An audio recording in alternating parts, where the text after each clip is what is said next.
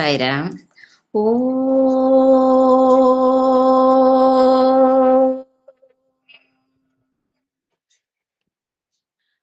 ഓ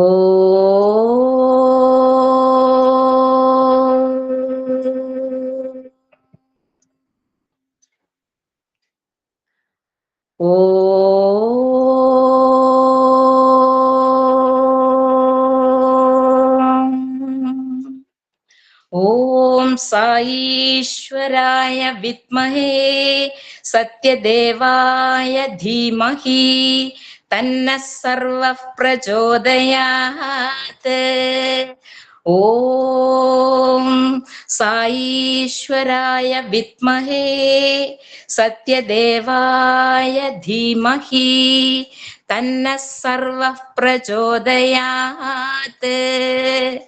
ഓം സായീശ്വരായ വിദ്മഹേ സത്യദേവായ ധീമഹി തന്നഃ സർവഃ പ്രചോദയാത്.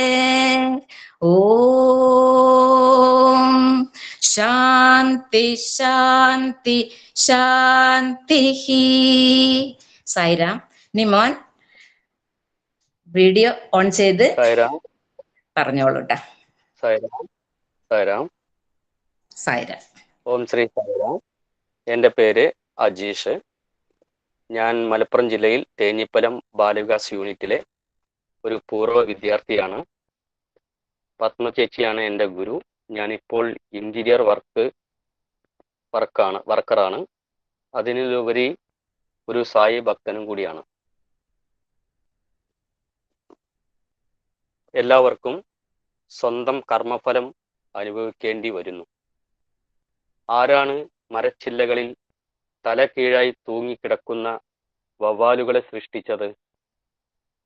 അത് അവരുടെ വിധിയാണ്. ആർക്കും കർമ്മഫലത്തിൽ നിന്ന് രക്ഷപ്പെടാൻ സാധ്യമല്ല. കർമ്മത്തിന് കാലുകളോ കണ്ണുകളോ വായോ ഒന്നുമില്ല. പക്ഷേ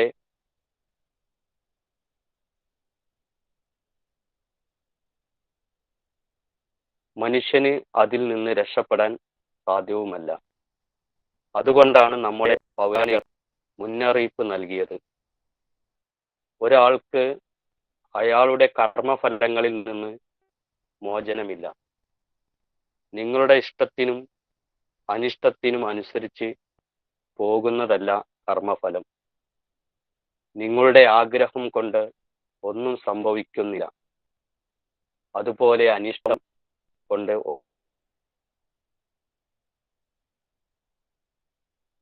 ഒന്നും ഒഴിവാക്കാനും കഴിയില്ല.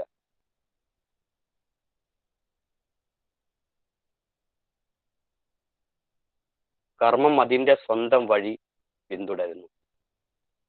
നിങ്ങളുടെ വിചാരങ്ങളും മോഹങ്ങളും നിങ്ങളുടെ ഇച്ഛയ്ക്കനുസരിച്ചാണ് കാര്യങ്ങൾ നടക്കുന്നത്. മിഥ്യാധാരണ ഉളവാക്കുന്നു. ഈ ലോകം അത്ഭുതങ്ങളും നിഷ്കൃത രൂപമല്ലേ യാതൊന്നുമില്ല. കാലത്തിനനുസരിച്ച് അതിൽ മാറ്റം സംഭവിക്കുന്നു. നിങ്ങൾ വിധേയമാണ്. ആത്മാവ് മാത്രമേ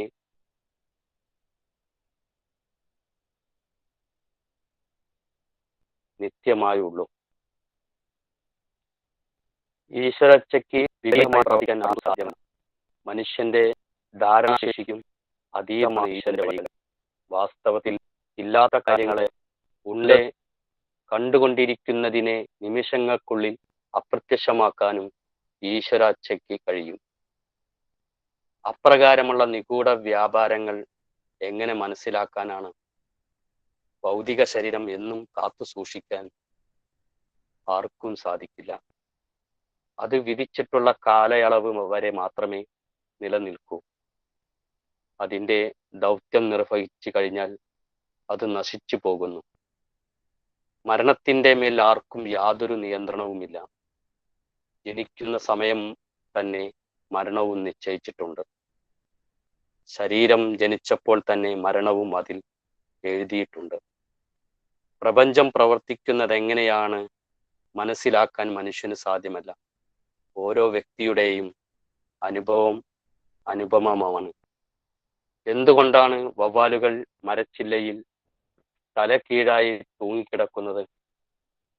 ആർക്കും ആ പ്രതിഭാസം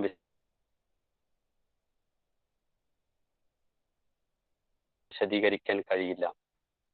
ലോകത്ത് കാണുന്ന ഇത്തരം അത്ഭുതങ്ങൾക്കും നിഗൂഢതകൾക്കും ആരാണ് ഉത്തരവാദി? ഓരോരുത്തർക്കും എന്താണ് ചെയ്യാനുള്ളത്? എപ്പോൾ എപ്രകാരം ഇതൊക്കെ മുൻകൂട്ടി നിശ്ചയിച്ചിരിക്കുന്നതാണ്. മനുഷ്യന് അതിൻ്റെ മേൽ യാതൊരു നിയന്ത്രണവുമില്ല. എല്ലാം സംഭവിക്കുന്നത് ഈശ്വരച്ചയും ഈശ്വര കൽപ്പനയും അനുസരിച്ചാണ്.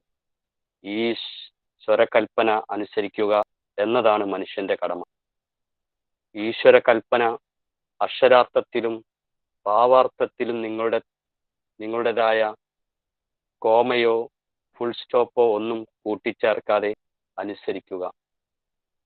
നിർഭാഗ്യവശാൽ ഇന്ന് ആ ഈശ്വര സൃഷ്ടിയുടെ നിഗൂഢത മനസ്സിലാക്കാൻ യാതൊരു ശ്രമവും നടത്തുന്നില്ല. സൃഷ്ടി രഹസ്യങ്ങൾ വെളിപ്പെടുത്തിയെന്ന് ശാസ്ത്രജ്ഞന്മാർ പൊങ്ങച്ചം പറയുന്നു. പക്ഷേ അവർക്കാർക്കും തന്നെ ഈ പ്രതിഭാസങ്ങളുടെ പുറകിലുള്ള സത്യത്തിനെ പറ്റി ശരിയായ അനുഭവം ഇല്ല. പ്രപഞ്ചത്തിൽ സംഭവിക്കുന്ന ഓരോ കർമ്മവും അത്ഭുതം നിറഞ്ഞതാണ്.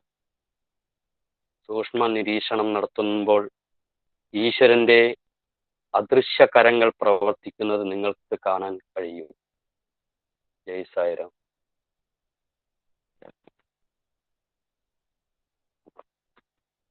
സായിരാനി അനുഭവം പറഞ്ഞോളൂ. സായിരാം.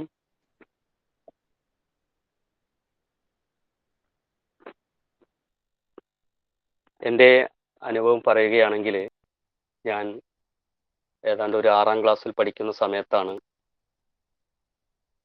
പത്മ ചേച്ചിയുടെ ബാലവികാസ് സ്റ്റുഡൻ്റ് ആയിട്ട് വരുന്നത്. ബാലവികാസ് സ്റ്റുഡൻസായി വരുന്ന സമയത്ത് ഭഗവാനെ കുറിച്ച് അറിയുവാനും ഭഗവാന്റെ ലീലകളെ കുറിച്ച് അറിയുവാനൊക്കെ സാധിച്ചു. ബാലവികാസിലൂടെ ഭജന പഠിക്കുവാനും. അങ്ങനെ ഒരു വർഷം കഴിഞ്ഞ് 2ാമത്തെ വർഷത്തിൽ പുട്ടവർത്തിയിൽ ബാലവികാസ് കുട്ടികളെ ഭഗവാന്റെ ദർശനത്തിന് വേണ്ടിയിട്ട് കുട്ടികളെ ഒരു ബസ്സൊക്കെ എടുത്ത് അതിൽ എനിക്കും ഒരു ഭാഗ്യം ലഭിച്ചു. ഞാൻ അങ്ങനെ പുട്ടവർത്തി പോയി. അങ്ങനെ ഭഗവാൻ ആദ്യമായിട്ട് എനിക്ക് ദർശനം കിട്ടി.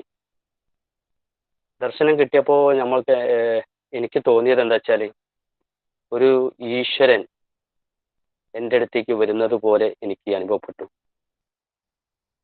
എനിക്ക് എന്തൊക്കെയോ അവിടെ നിന്ന് എന്തൊക്കെയോ ഒരു അസ്വസ്ഥതയൊക്കെ. ആ ഒരു അനുഭവം എന്ന് പറഞ്ഞാൽ പറഞ്ഞറിയിക്കാൻ പറ്റാത്തൊരു. അങ്ങനെ ഞാൻ വീട്ടിൽ വന്നു. വീട്ടിൽ അവിടുന്ന് പുട്ടവർത്തിയിൽ നിന്ന് കിട്ടിയ ഒരു ലഡു ഉണ്ട്. ലഡു വീട്ടിലെല്ലാവർക്കും പ്രസാദമായിട്ട് കൊടുത്തു. അമ്മേനോടൊക്കെ പോയ വിവരങ്ങളൊക്കെ പറഞ്ഞു, ഭഗവാനെ കണ്ട വിവരങ്ങളൊക്കെ പറഞ്ഞു. അപ്പോൾ ഭഗവാന്റെ ഒരു പടം പുട്ടവർത്തിയിൽ നിന്ന് ഞാൻ വാങ്ങിച്ച് വീട്ടിൽ വെച്ചു. ബാലവികാസ് എന്ന് പറഞ്ഞു തന്ന സുപ്രഭാതം, സന്ധ്യയ്ക്കുള്ള നാമങ്ങൾ എല്ലാം ചൊല്ലി അങ്ങനെ ഭഗവാന്റെ ഒരു ഭക്തനായി മാറുകയാണ്. അങ്ങനെ വീട്ടിൽ ഒരുപാട് പ്രയാസങ്ങളൊക്കെ ഉണ്ടായിട്ടുണ്ട്. അച്ഛൻ കുറച്ച് മദ്യപിക്കും. അതേപോലെ എൻ്റെ 2 ചേച്ചിമാരെ കല്യാണപ്രായം കഴിഞ്ഞ് നിൽക്കുകയാണ്. ഏകദേശം ഒരു 28-30 ആ വയസ്സിലൊക്കെയാണ്. അങ്ങനെ ഭഗവാനോട് ഓരോ പ്രാവശ്യം നമ്മൾ ഭജനയ്ക്ക് പോകുമ്പോഴും ക്ലാസ്സിന് പോകുമ്പോഴും ഭഗവാനോട് ഈ നാമം ചെല്ലുന്ന സമയത്തൊക്കെ ഈ ചേച്ചിമാരെ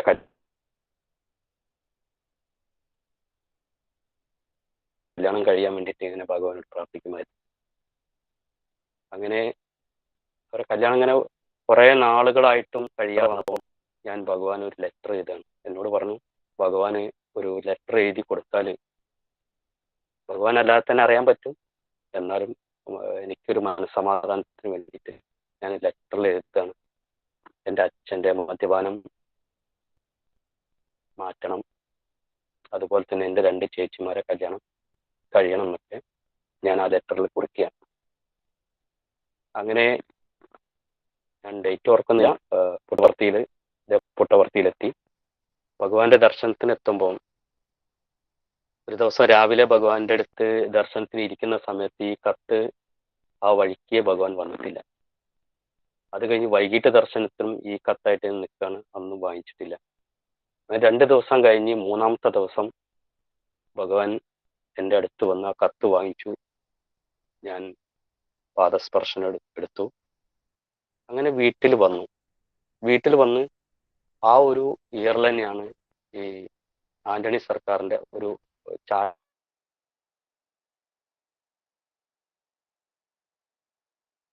നിരോധനം വന്നു. ആ നിരോധനം വന്ന അന്ന് തന്നെയാണ് എൻ്റെ ചേച്ചിയുടെ കല്യാണം ശരിയാവുന്നത്.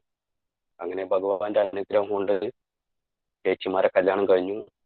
അച്ഛൻ്റെ മദ്യപാനം നിർത്തി. അങ്ങനെ ഞങ്ങൾ സന്തോഷപൂർവ്വം ജീവിതം മുന്നോട്ട് പോയിക്കൊണ്ടിരിക്കുകയാണ്. പിന്നെ ഒരുപാട് കാര്യങ്ങൾ, അതേപോലെ എൻ്റെ ജോലിയിലും ഞാൻ ഒരു ആശാരി കുടുംബത്തിൽ ജനിച്ചതാണ്. എനിക്ക് ആശാരി പണിയാണ് അറിയാം. അങ്ങനെ ഒരു പണിയും SLC കഴിഞ്ഞ് ഈ പണീനെ പറ്റി ഒരു എന്താ പറയാ ഒരു ഐഡിയ ഇല്ലാതെ നിൽക്കുന്ന സമയത്ത് ഈ പണിക്ക് പോവുകയും അങ്ങനെ ശ്രീശൈലം സ്കൂളിൽ കുമാരൻകുട്ടി സാറ് അവിടെ പ്രിൻസിപ്പാളായിരുന്നു. അപ്പോൾ അവിടെ ഒരു ബെഞ്ചിനും ഡെസ്കിനും റിപ്പയറിങ്ങിന് വിളിക്കാം. അപ്പോൾ എന്താണ് അതിനെ പണീനെ പറ്റി ഒരു എന്താ പറയാ ഒരു പരിചയമില്ലാത്തൊരു സമയമാണ്. അങ്ങനെ അവിടെ പോയി എല്ലാ റിപ്പയറിങ്ങും കാര്യങ്ങളൊക്കെ ചെയ്യുന്നു. അങ്ങനെ അവിടെ നിന്നാണ് ശ്രീശൈലം സ്കൂളിൽ നിന്നാണ് ശരിക്കും എൻ്റെ പണീൻ്റെ ഒരു സ്റ്റാർട്ടിങ് പോയിന്റ് വരുന്നത്. അവിടെ നിന്ന് പണിയെടുത്തു. ഇപ്പോൾ ഒരു പ്ലൈവുഡ് ഇന്റീരിയർ വർക്കറാണ്, കോൺട്രാക്ടറായിട്ട് പോകുന്നു. ഭഗവാന്റെ അനുഗ്രഹം ഒരുപാട് എനിക്ക് കിട്ടിയിട്ടുണ്ട്. പിന്നെ പറയുകയാണെങ്കിൽ എൻ്റെ അമ്മേനെയും ഇതേപോലെ തന്നെ പുട്ടപർത്തിയിൽ കാണിക്കുവാനും ഭഗവാന്റെ ദർശനം ലഭിക്കുവാനും അമ്മയും അതേപോലെ തന്നെ ഞാനൊക്കെ ഒരുപാട് സർവീസിനൊക്കെ പോയിട്ടുണ്ട്. ഇപ്പോൾ അമ്മ മരിച്ചിട്ട് ഒരു 6 വർഷമായി. നല്ല ഒരു ബുദ്ധിമുട്ടില്ലാതെ അമ്മയെ ഭഗവാന്റെ അരികിലേക്ക് ഭഗവാന്റെ സർവീസ് കഴിഞ്ഞ് വീട്ടിൽ വന്ന് കുറച്ച് കഴിഞ്ഞപ്പോഴാണ് ഒരു BP കൂടി പെട്ടെന്ന് ഒരു മരണം സംഭവിച്ചു. അപ്പം ഭഗവാൻ എല്ലാവരെയും നല്ല കെയർ ചെയ്യുന്നുണ്ട്. അതുകൊണ്ട് ഭഗവാനെ അത്രയും വിശ്വാസമുണ്ട്. അതേപോലെ തന്നെ ഒരുപാട് ആൾക്കാർക്ക് ഈ ഭഗവാനെ പറ്റിയിട്ട് മെസ്സേജ് കൊടുക്കാനും ഈ ഇങ്ങനെ പുട്ടപർത്തിയിൽ കുറെ രോഗികൾ അതേപോലെ എൻ്റെ അടുത്തൊക്കെ സമീപിക്കാറുണ്ടായിരുന്നു. ഹാർട്ടിൻ്റെ ഇതിൻ്റെയൊക്കെ അങ്ങനെ ഒരുപാട് ആൾക്കാർക്ക് അങ്ങനെ സർവീസ് പരമായിട്ടും ചെയ്യാറുണ്ട്. ഇതൊക്കെയാണ് എനിക്ക് എൻ്റെ ഒരു അനുഭവത്തിൽ. കുറെ അനുഭവങ്ങളുണ്ട്, അതിപ്പോ പറയാൻ മാത്രമുള്ള സമയമൊന്നുമില്ല. അതുകൊണ്ട് അജീഷ് പറഞ്ഞോളൂ, സമയമുണ്ട്, പറഞ്ഞോളൂ, അനുഭവം പറഞ്ഞോളൂ. ഇനി പിന്നെ എനിക്ക് പറയാനുള്ളത് അതേപോലെ തന്നെ നമ്മളെ ഈ ബാലികാസിലൂടെ വളർന്നു വരുന്ന സമയത്ത് ഒരു തബല ക്ലാസ്സിൽ ചേർത്തുകയും അങ്ങനെ ആ ഒരു തബലയൊക്കെ പഠിക്കാനുള്ള ഒരു അവസരം കിട്ടി. പിന്നെ ഭജനകളും അമ്പലങ്ങളിലൊക്കെ ഭജനൊക്കെ പാടാറുണ്ടായിരുന്നു. അങ്ങനെ ഭഗവാൻ എന്നിൽ വരുത്തിയ മാറ്റങ്ങൾ എന്താന്ന് വെച്ചാൽ പിന്നെ എല്ലാവർക്കും, അതായത് അടുത്തുള്ള വീട്ടുകാർക്ക് എന്ത് സഹായം എന്നോട് ചോദിച്ചാലും ഞാനത് ഒരു മടി കൂടാതെ ചെയ്യാവുന്ന ഒരു മനസ്സ് എനിക്ക് ബാലവികാസിലൂടെ കിട്ടിയിട്ടുണ്ട്. സത്യം കൂടുതലും പറയാൻ ശ്രമിക്കാറുണ്ട്. കള്ളത്തരം എപ്പോഴെങ്കിലൊക്കെ അങ്ങനെ വരാറുണ്ട്, എന്നാലും സത്യം മാത്രമേ കൂടുതലും പറയാൻ ശ്രമിക്കാറുള്ളൂ. പിന്നെ ഭഗവാന്റെ അനുഗ്രഹത്താൽ ഒരു എനിക്ക് സ്വന്തമായിട്ടൊരു വീട് പണി നടന്നുകൊണ്ടിരിക്കുകയാണ്. അതിൻ്റെ പണി നടക്കുന്നു. അതും ഒക്കെ ഭഗവാന്റെ ഒരു എല്ലാ ഇടപെടലും അതിലുണ്ട്. ഇപ്പോഴും ഞങ്ങളെ ഇവിടെ പുതിയതായിട്ട് ഒരു മണ്ഡലി, തേഞ്ഞിപ്പല മണ്ഡലിയിൽ ഭജനയ്ക്കും എല്ലാ ഞായറാഴ്ചയും ഭജനയും സർവീസും കാര്യങ്ങളൊക്കെ നടക്കുന്നുണ്ട്. അതൊക്കെയാണ് എൻ്റെ അനുഭവങ്ങളുള്ളത്. സായിരാം. ഇനി ആർക്കെങ്കിലും അനുഭവം പറയാനുണ്ടെങ്കിൽ പറയാ, സമയമുണ്ട് ഇനിയും. ലക്ഷ്മണ മാഷേ. സായിരാം. 9:17 ആയിട്ടേ ഉള്ളൂ. ആർക്കെങ്കിലും പറയാനുണ്ടെ ഇനിയും പറയാം. ആ ആ ആ അതേപോലെ തന്നെ പിന്നെ ഒരു പ്രാവശ്യം ഇതേപോലെ തന്നെ ഞാനിപ്പോ എന്താ പറയാ ഈ, പിന്നെ ഒരു ദിവസം പിന്നെ കോഴിക്കോട്ടേക്ക് പോകുന്ന സമയത്ത് ഒരു ബസ്സിൽ ഒരാൾക്ക് പിന്നെ സീറ്റ് കിട്ടിയിട്ടില്ലായിരുന്നു. അപ്പം ഞാനും വേറൊരാളും കൂടി ആ സീറ്റിൽ ഇരിക്കുന്നുണ്ട്. അതിന്റെ തൊട്ടടുത്ത് ഒരു വയസ്സായ ഒരാൾ വന്നു ആ സീറ്റിൽ അയാളെ ഇരുത്തി. അപ്പോൾ അയാളെ ഇരുത്തി കഴിഞ്ഞ് കോഴിക്കോട് സ്റ്റാൻഡിൽ ഇറങ്ങിയ സമയത്ത് അയാൾ എന്നോട് പറയാണ്, അതായത് ആരാന്ന് എനിക്കറിയില്ല, ഒരു കാണാൻ കൊള്ളാവുന്ന ഡ്രസ്സും കാര്യങ്ങളൊക്കെയാണ്. അപ്പൊ അന്ന് ഞാൻ ഈ ഫസ്റ്റിൽ തന്നെ ശ്രീശൈലം സ്കൂളിലേക്ക് പണിക്ക് പോകുന്ന സമയത്താണെന്ന് എനിക്ക് തോന്നുന്നു. അങ്ങനെ അയാള് എൻ്റെ ബസ് സ്റ്റാൻഡിൽ വന്നു ഒരു ചായയും അതേപോലെ തന്നെ പിന്നെ ഒരു ചെറിയൊരു സ്നാക്സും വാങ്ങി തന്നു. അതിന്റെ പൈസ ഒക്കെ അവരെന്നെ കൊടുത്തത്. പക്ഷെ എനിക്ക് അയാളെ കണ്ടിട്ട് ഒരു പരിചയമൊന്നുമില്ല. പക്ഷേ പിന്നെ ഞാൻ ബസ്സിൽ കയറി. ആ ബസ്സിന്റെ തൊട്ട ബാക്കിൽ സീറ്റിൽ ഇയാളുണ്ടായിരുന്നു. അങ്ങനെ ശ്രീശൈലം ബസ്സിൽ കയറി. പിന്നെ വടകര കണ്ണൂർ ബസ്സിലാണ് ഞാൻ കയറിയത്. അങ്ങനെ ശ്രീശൈലത്തേക്ക് ടിക്കറ്റ് എടുത്ത് ഞാൻ അടുത്ത സ്റ്റോപ്പ്, അതായത് കോഴിക്കോട് നിന്ന് വിട്ട് ഏതാണ്ട് കൊയിലാണ്ടിയൊക്കെ എത്താൻ നേരത്തെ ബാക്ക് സീറ്റിൽ നോക്കുമ്പോൾ ഇയാളെ കാണാനില്ല. അങ്ങനെ ഭഗവാന്റെ മിറാക്കള് ഒരുപാടുണ്ട്. പിന്നെ എൻ്റെ മോൻ ഇപ്പോൾ ബാലകാസിന് പോകുന്നുണ്ട്. ഗൗതം മാധവ് എന്നാണ്. എൻ്റെ പോലെ തന്നെ ഭജന പാടാറുണ്ട്. ഭഗവാന്റെ എല്ലാ എന്താ പറയാ പിന്നെ കീർത്തനങ്ങളും അതേപോലെ തന്നെ ഭജന പഠിപ്പിച്ചു കൊടുക്കലും പത്മ ചേച്ചിയുടെ ബാലകാസ് കുട്ടിയായിട്ട് ഇപ്പോഴും ക്ലാസ് അവിടെ നടക്കുന്നുണ്ട്. അവൻ 8ാം ക്ലാസ്സിലാണ് പഠിക്കുന്നത്. ഭഗവാന്റെ പുട്ടപർത്തിയിൽ ഉണ്ടായ സമയത്ത് തന്നെ പുട്ടപർത്തിയിൽ പോവാനൊരു അവസരം ഉണ്ടായി. ഓക്കെ, സായരാം.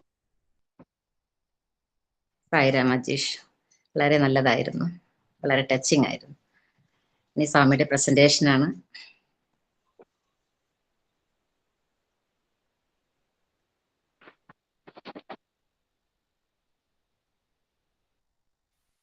വീഡിയോ ഓഫ് ചെയ്തോളൂ കേട്ടോ. ഇനി സ്വാമിയുടെ പ്രസന്റേഷനാണ്.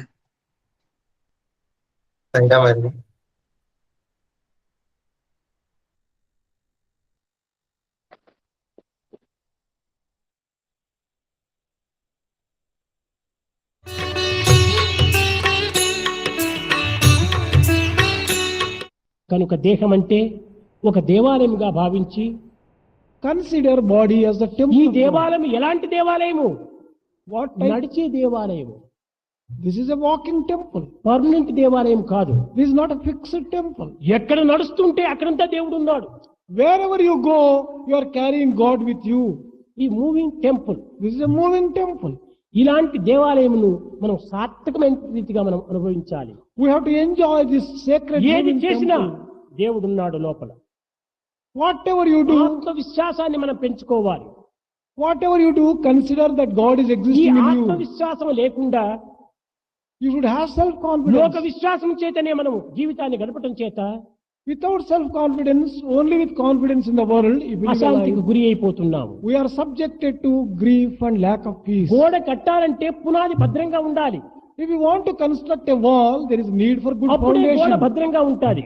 Then only wall will be గోడ safe. భద్రంగా ఉండినప్పుడే మనం రూఫ్ భద్రంగా వేయవచ్చును. Only when the wall is safe, the roof roof can be. భద్రంగా ఉండినప్పుడే నివాసం అందులో ధైర్యంగా చేయవచ్చు. We can live happily only when the roof is safe. కనుకనే self confidence foundation, Self-confidence is the foundation. Self satisfaction wall, Self-satisfaction is the wall. Self sacrifice roof, Self-sacrifice is the roof. Self realisation life. Self-realization is the life.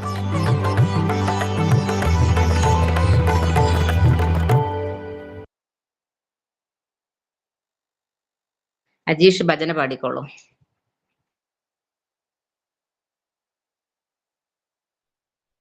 Sairam. ശ്രീരാമചരണം ശ്രീരാമചരണം ശ്രീരാമചരണം ഭജേ ശ്രീരാമചരണം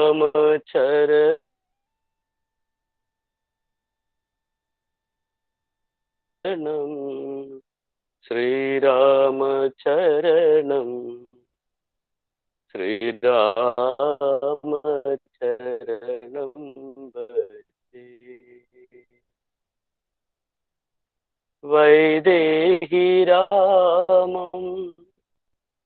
വൈകുണ്ഠരാമം ഭൂപാലചൂടാമണി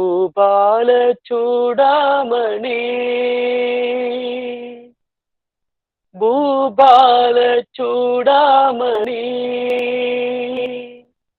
ആത്മാഭിരാമം പ്രഭു സായിരാമം ശ്രീരാമചരണം ഭജേ ശ്രീരാമചരണം ഭജേ സത്യ സായി രാമചരണം ഭജേ ശ്രീരാമചരണം ശ്രീരാമചരണം ശ്രീരാമചരണം ഭജേ ശ്രീരാമചരണം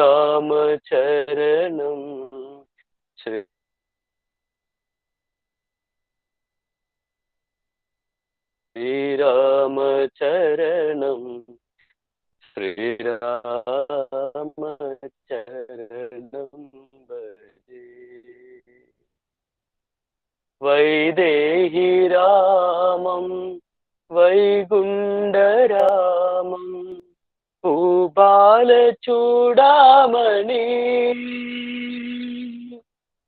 ഭൂപാലചൂടാമണി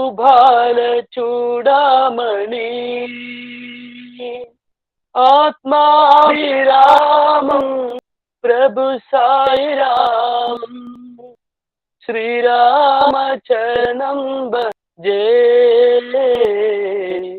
ശ്രീരാമചരണം ഭജേ സത്യ സായി രാമ ശരണം ഭജേ സായിരാം. വത്സലാം ഇല്ലേ ഇന്ന് മത്സരം ഇല്ല. അപ്പൊ ഒരു സായിരാം. ചെറിയ ഒരു ഇത് ഞാൻ സാർ പറയാം. പറഞ്ഞു. ഇത് നിങ്ങളൊക്കെ കേട്ടിട്ടുള്ളതാവും.